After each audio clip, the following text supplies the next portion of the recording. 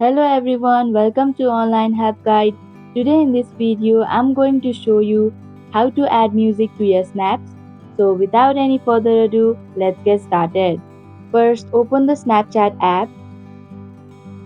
So in order to add music to your snap, it must be a photo. As videos consist of sound, another music cannot be added in it. Now let's take a photo. After you take one, you can see a bunch of options on your screen. Now take a look at the right side of your screen. You can see a vertical list of options. Click on the music icon.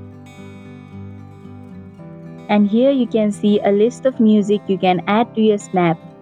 You can choose from the given list, or you can tap in the search button and type in the name of the music you want. Here I'm gonna select one from the list. And that is how you can add music to your snaps. Thank you for watching Online Help Guide. Hope this video was helpful. If it was, then hit the like button and comment down if you have any questions or feedback. Also, if you are new to our channel, subscribe and hit the bell icon so that you don't miss our upcoming videos.